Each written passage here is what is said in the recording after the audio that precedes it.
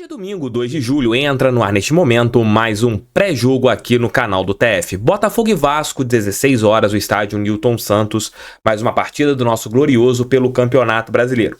Muitos podem encarar esse jogo como uma partida fácil, porque iremos enfrentar um time que está na zona de rebaixamento dentro do estádio Newton Santos, onde vencemos todas as partidas pelo Campeonato Brasileiro, sofremos apenas um gol, somos dominantes. Mas não. É clássico. E a equipe cruzmaltina também quer muito essa vitória e o Botafogo tem que fazer uma coisa que é importantíssima: respeitar. A partir do momento que você respeitar o rival de São Januário, as coisas podem acontecer para o Botafogo. Tudo, mas tudo mesmo a respeito de Botafogo e Vasco nesse nosso pré-jogo. Roda a vinheta, já eu tô de volta.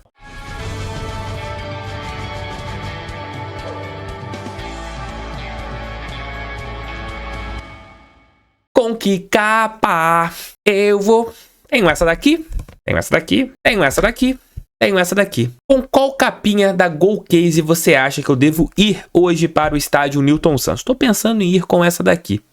Vocês acham que eu tô certo de ir com essa capinha aqui do nosso Botafogo? E você pode ter várias e várias opções de capas lá na Golcase. Além de outros itens maravilhosos, você que gosta de bolsinha ali para levar itens, cases de notebook, você também tem lá na Golcase. Caso vocês ainda não tenham entrado no site, vou dar aqui duas sugestões. A primeira, aponta o celular aqui, ó, com QR Code, vai cair essa capinha aqui também na Golcase. Você vai cair na página lá da Golcase e terá várias oportunidades. Ou vai clicar no link que eu vou colocar tanto no primeiro comentário e também na descrição. E usou o cupom canal do TF, compra duas, leva mais duas, totalizando 4. E frete grátis. Entre agora na Golcase, eu tenho certeza que você vai curtir bastante. Hoje às 16 horas, o estádio Newton Santos, mais uma partida visando a nossa liderança do Campeonato Brasileiro. Os resultados que aconteceram ontem não foram tão positivos. O Botafogo precisa vencer para manter essa diferença sólida para o segundo colocado. O Grêmio venceu, a diferença caiu para 4 pontos momentaneamente. O Flamengo também venceu o Fortaleza e está a 5 pontos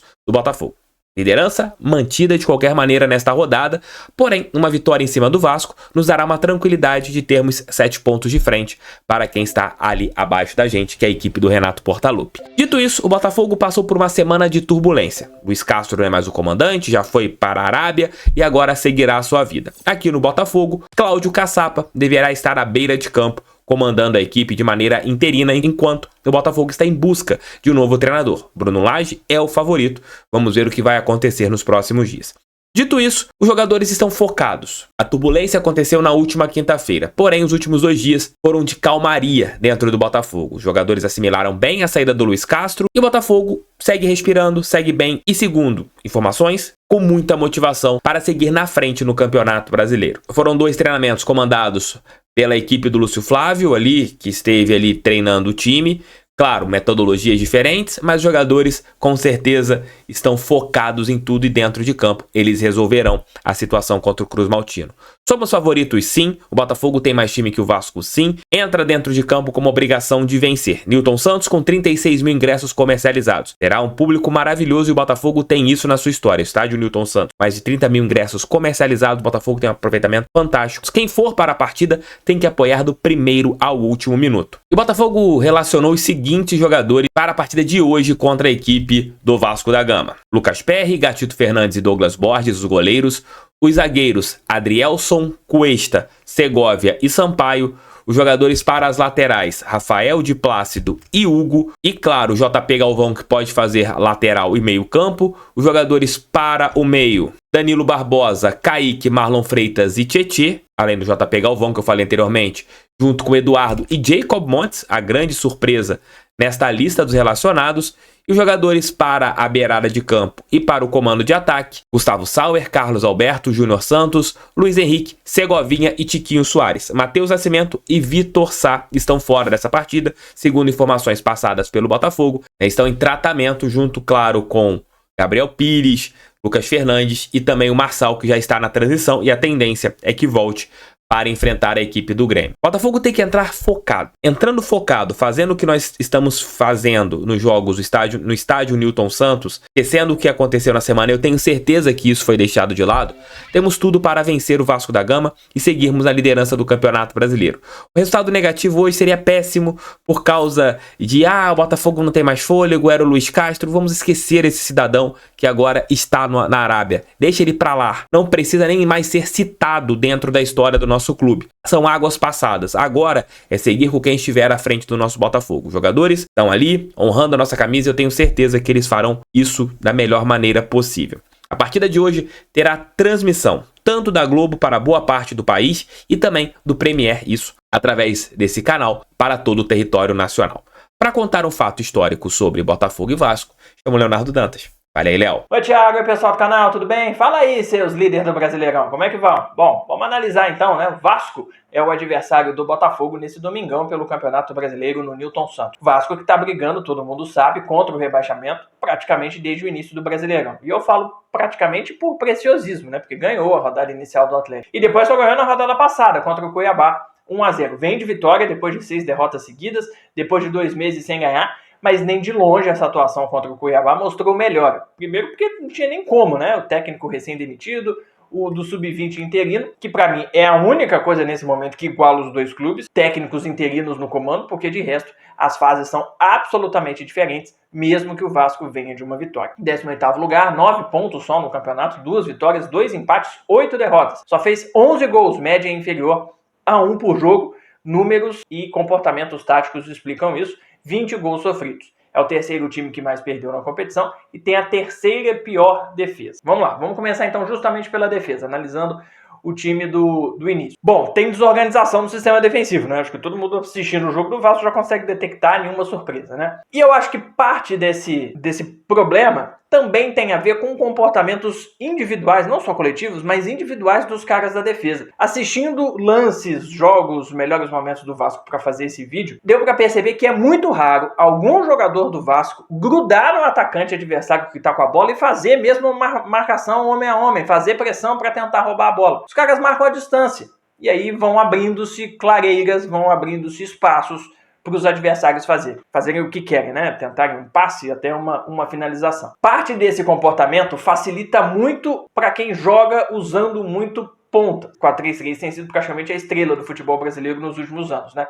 Mas o Botafogo usa muito esse jogo com os pontas também. E isso pode ajudar, porque o Vasco sofre muito na jogada quando o ponta ou o lateral adversário vai em progressão, corta para dentro, para com a perna oposta normalmente, dar o passe ou a finalização. Várias vezes em outros jogos o Vasco sofreu com isso. Então é uma arma importante para o Botafogo ficar de olho. O chute de fora, que é algo até que eu cobrei, né, aqui no vídeo passado sobre o Magallanes, que o Botafogo tem qualidade para fazer isso, mas tem arriscado muito pouco. O Vasco também se dá muito mal com isso. Contra o Goiás tomou um gol assim. Contra o Cuiabá, as principais chances do time do Cuiabá foram assim, chutando de fora da área. Então é um time que dá muito espaço, não só nessa marcação individual que fica à distância, mas pela necessidade em alguns momentos e pela qualidade dos jogadores desse setor que o Vasco tem, dos volantes subirem. O Andrei Santos está de saída, né? Mas o Marlon Gomes tem muito essa característica. Então quando jogam os dois, já não é mais o caso, mas até aqui era normalmente, eles subiam para ajudar e para criar lá na frente, porque tem características ofensivas, tem qualidade no passo, com a bola no pé, e aí abriam um clarão ali na cabeça de área. E aí há a possibilidade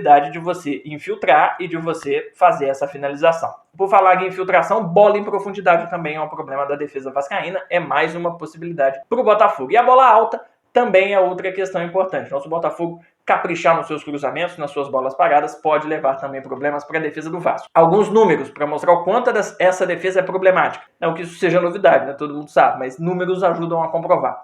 É o quarto time que mais concede chutes, é o quarto time que mais concede cruzamentos, e é por isso que a bola alta é um perigo, porque quanto mais você cruza, mais chance de você fazer o gol. E quanto mais você leva o cruzamento, mais chance de você tomar o gol. Não é todo mundo tem Adrielson no time que corta todas, Vitor Cuesta que corta todas, né? E também é o terceiro time, ou goleiro, no caso específico do Léo Jardim, a fazer defesas. A taxa de defesas do Léo Jardim no campeonato é de 69%. É o terceiro pior no quesito. O melhor é o PR, com 88%. aí já dá pra ver uma diferença gritante, né? De pensar que no começo da temporada teve gente achando que o Léo Jardim era melhor que o Peck. Vamos falar do ataque agora do Vasco, que tem alguns pontos positivos, principalmente a dobradinha pelo lado esquerdo com o Piton e com o Figueiredo, que tem sido titular nas últimas partidas, um ponta pelo lado esquerdo. O Figueiredo tem a questão do chute que é forte, então é bom evitar que ele tenha essa possibilidade. E o Piton é um cara que vai ali de fundo, que se manda, às vezes dá algum espaço lá atrás, mas é normalmente o cara que dá muito volume de jogo pelo lado esquerdo. E essa dobradinha com o Figueiredo tem sido perigosa. Então é bom que o ponta pela direita, seja lá quem jogar, dê auxílio ao lateral pelo lado direito, mais ou menos como que foi o jogo contra o Palmeiras. Não estou comparando a qualidade do Dudu com os jogadores do Vasco, mas é um lado perigoso, um lado que tem bastante volume de jogo. Nessa partida, a gente não sabe ainda se o Pedro Raul vai jogar. Se ele jogar, vai ser o centroavante fixo, e o Ryan, que é o jovem atacante que tem jogado nas últimas partidas, deve fazer o lado direito. Já como atacante, ele é um cara de velocidade, de receber bola em profundidade, em progressão. Então, tem que tomar cuidado nessa movimentação, porque ele consegue trocar de posição muito rápido. Se ele jogar pelo lado direito, já que o Peck, que é o principal jogador do time, está suspenso e não vai poder jogar, ele pode igualar um pouco o que a ausência do Peck deixaria o Vasco sem. Então, o Ryan deve ser titular de qualquer maneira. O X é a questão, que se o Pedro Raul não jogar e o Ryan continuar como centroavante, a possibilidade do lado direito ser feito pelo Orediano. E eu acho que pode ser muito bom para o Botafogo isso. Embora o Orediano seja o cara mais caro do Vasco nessa temporada. Ele foi muito mal fazendo essa ponta direita contra o Flamengo. Então eu acho que pode ser muito importante. Falta intensidade, falta ritmo de jogo. E aí o Flamengo conseguiu ganhar muita bola por ali e sair em contra-ataque. Então acho que é uma possibilidade importante para o Botafogo. O Vasco tem o Alex Teixeira jogando como camisa 10. E ele não é um meia armador, nunca foi. Então falta o jogo por dentro, o que faz o jogo do Vasco ser ainda mais concentrado pelos lados. Então fica, teoricamente, mais fácil de marcar. O Vasco é o time que menos acerta chutes no campeonato. Então isso evidencia um pouco como falta criação. A bola chega muito pouco para os atacantes. O Vasco até aqui em todo o campeonato tem apenas 43 chutes certos na direção do gol. 3,5 por jogo. 3 finalizações e meio por jogo é muito pouco. O Vasco tem dado muito pouco perigo para as defesas adversas. É isso, gente. Bom jogo. Valeu, Léo Dantas. Obrigado mais uma vez. Você vai aproveitar agora e vai deixar seu like, vai se inscrever no canal. 18 horas estarei de volta aqui com a nossa live pós-jogo, se Deus quiser, de uma grande vitória do nosso Botafogo. E para contar um fato histórico, chamo o Leozão, Memória Alvinegra. Valeu, Leozão. Fala, TF, você ligado aqui no pré-jogo, tudo bem com vocês? 13ª rodada do Brasileirão e o confronto agora é com o Vasco. O encontro é conhecido como Clássico da Amizade. Isso porque na década de 20, as duas equipes se uniram contra Flamengo, Fluminense e América, que dominavam um grande grupo do futebol do Rio de Janeiro e marginalizavam o Vasco por ter no seu time negros e semi-analfabetos. Nos bastidores a amizade começou, mas nas arquibancadas a amizade se fortaleceu, especialmente nos anos 70.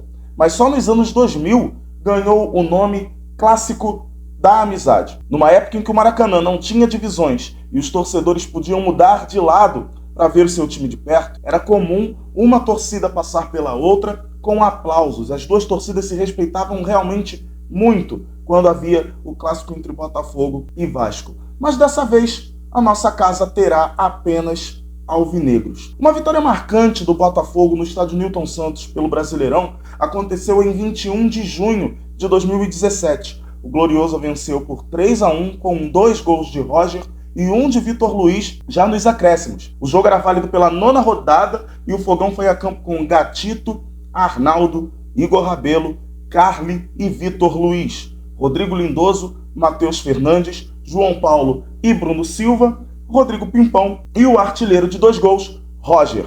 O técnico do Botafogo naquela partida foi Jair Ventura. Pelo Brasileirão, disputado desde 1971, este será o 50º Clássico da Amizade. Vai ser o 50º encontro entre Botafogo e Vasco. Números do Botafogo em 365 partidas. São 102 vitórias e 105 empates. E neste domingo vem a vitória de número 103 da história para manter aquela distância legal na tabela e que todos apenas sigam o vice, porque o líder está disparado.